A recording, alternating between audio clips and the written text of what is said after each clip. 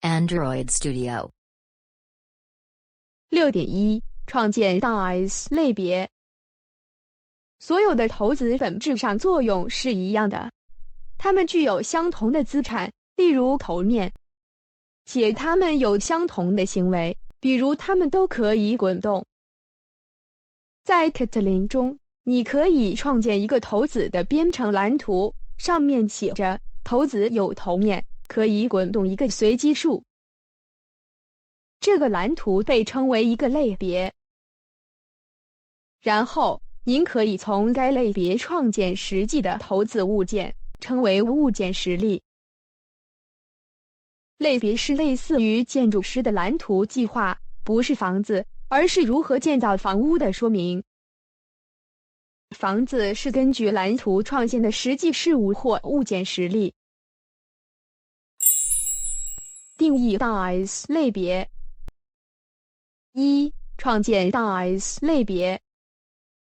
在这个 main 函数下面添加一个空行，然后添加创建 DICE 类别的程序码。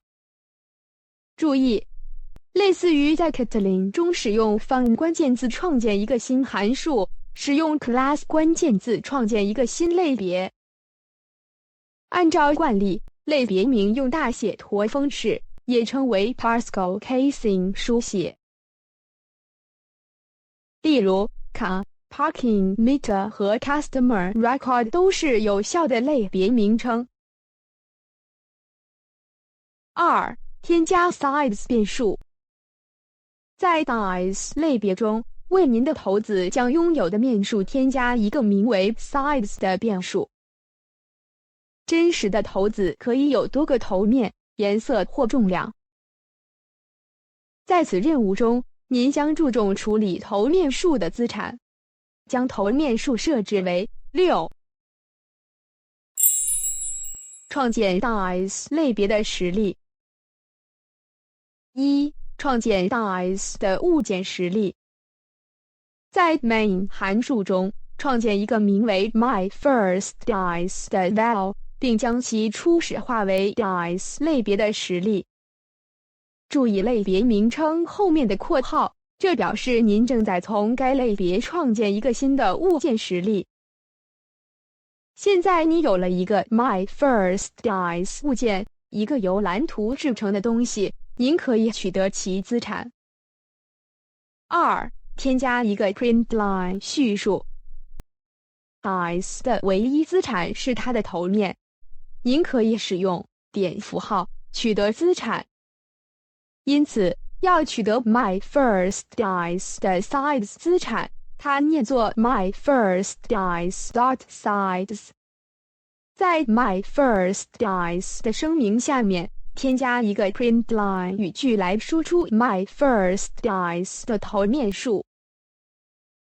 3. 运行你的程式。运行你的程式，它应该输出 DICE 类中定义的头面数目。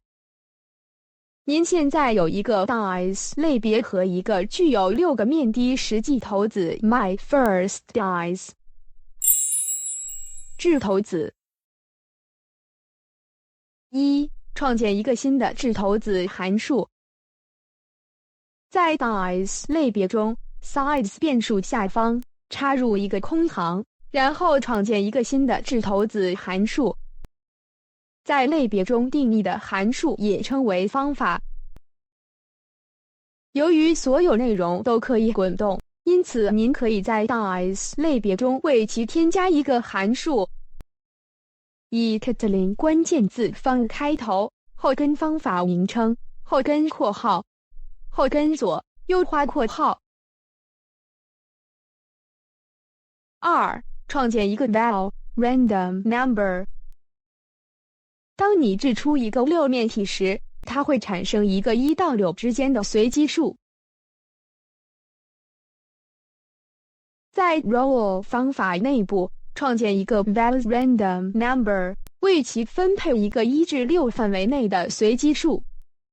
使用点表示法在范围上呼叫 random， 生成随机数后印示到显示器。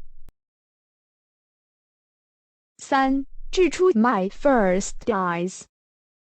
要真正掷出 my first dice， 在 main 中呼叫 my first dice 上的 roll 方法，您需使用点符号来呼叫方法。